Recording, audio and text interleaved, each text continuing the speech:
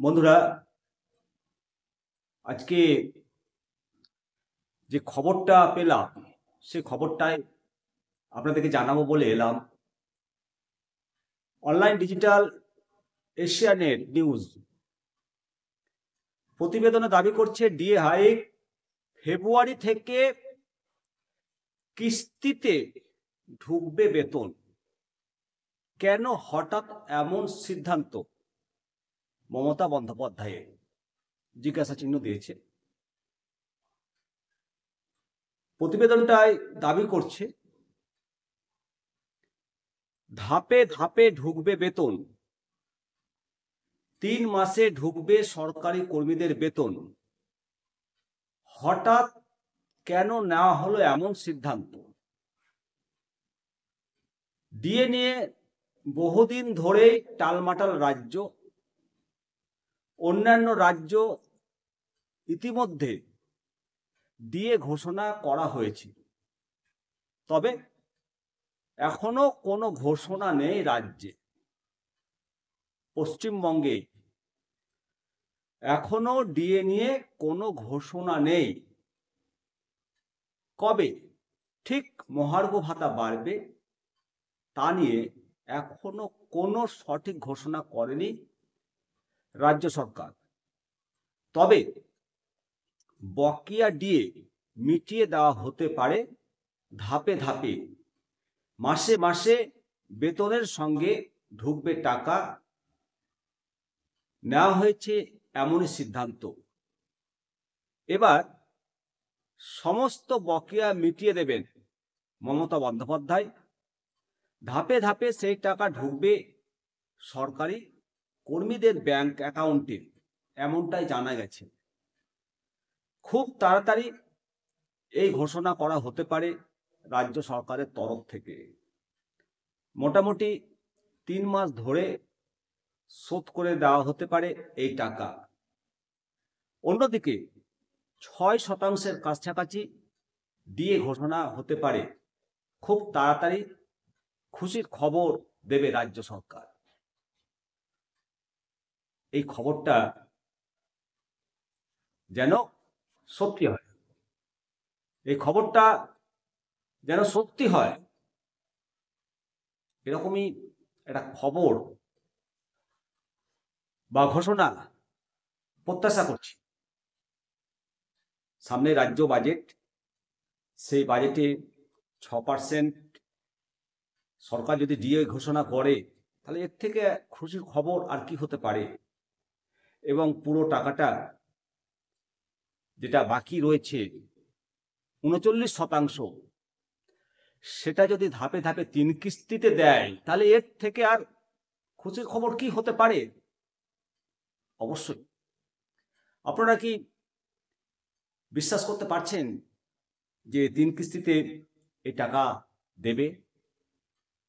অবশ্যই কমেন্ট সেকশনে কমেন্ট করবেন। বকেয়া ডিএর টাকা বেতনের সঙ্গে ধাপে ধাপে দেবে। এই টাকা যদি কর্মচারীরা পান তাহলে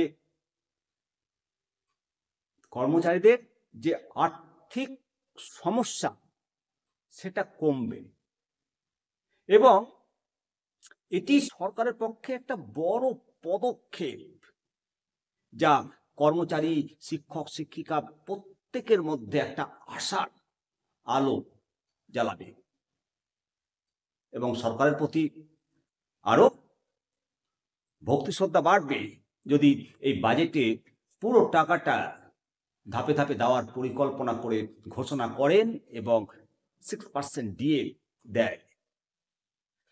সামনের যে বাজেট পেশ হবে সেই বাজেট নিয়ে অনেক আশা প্রত্যাশা প্রতিধ্বনিত হচ্ছে বিভিন্ন সংবাদ মাধ্যমগুলোতে। বিভিন্ন প্রকল্প থেকে সরকারি কর্মচারীদের পে কমিশন ডিএ নিয়ে বিভিন্ন প্রত্যাশা প্রতিধ্বনিত হচ্ছে। সরকার এই প্রত্যাশা পূরণ করবে? এমনও খবর উঠে এসেছে যে এবারের বাজেট জনমোহনী বাজেট হবে। কেননা সামনে তো 26-এ বিধানসভা নির্বাচন, আর সেই বিধানসভা নির্বাচনের আগে এটা শেষ পূর্ণাঙ্গ বাজেট পেশ করবে সরকার, আর এটাই লাস্ট পূর্ণাঙ্গ বাজেট হবে। আর তাই তো এত আশা প্রত্যাশা, এবং সরকারও চাইছে সবাইকে খুশি করতে বোধহয়। আর সরকার তার কর্মচারীদের পাশে থাকবে, কর্মচারীরা সরকারের পাশে থাকবে, এটাই তো চায়। এই খবরটা যেন সঠিক হয়। অনেক খবর করছি আপনাদের সঙ্গে বন্ধুরা, এই খবরটা পেলাম, আপনাদেরকে জানালাম। তবে বন্ধুরা, ডিএ সরকার দেবে, কেননা এই ডিএ নিয়ে বর্তমানে যথেষ্ট চাপে রয়েছে। একদিকে সরকারি কর্মচারীদের ক্ষোভ বিক্ষোভ, আবার সামনে 27শে জানুয়ারি সংগ্রামী যৌথ মঞ্চের ডাকে মহামিছিল, এই ডিএ কে নিয়ে তারা ডাক দিয়েছে। তাই কিছুটা হলেও কর্মচারী শিক্ষক শিক্ষিকাদের ক্ষোভ মেটাতে রাজ্য বাজেটে ডিএ নিয়ে একটা কিছু ঘোষণা হবে, এই আশা উজ্জ্বল হয়েছে এবং আশা জাগছে পে কমিশন ঘোষণাও হতে পারে। তবে সরকারের তরফ থেকে কিছু ঘোষণা করা হয়নি, সমস্তটাই বিভিন্ন সূত্র মারফত, বিভিন্ন নিউজ মিডিয়া মারফত যে সমস্ত প্রতিবেদনগুলো উঠে আসছে সেগুলোই আপনাদের সামনে শেয়ার করি।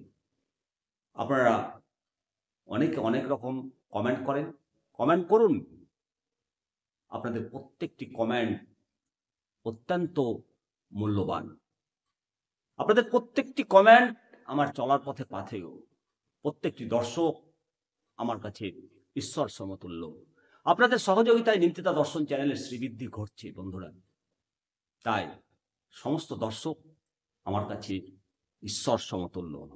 অবশ্যই আপনারা মতামত দেবেন, চ্যানেলটিকে সাবস্ক্রাইব করবেন আর খবরটিকে শেয়ার করবেন। ব্যাস এই অনুরোধটুকু রাখবেন। ভালো থাকুন, সুস্থ থাকুন, দেখতে থাকুন নিমতিতা দর্শন।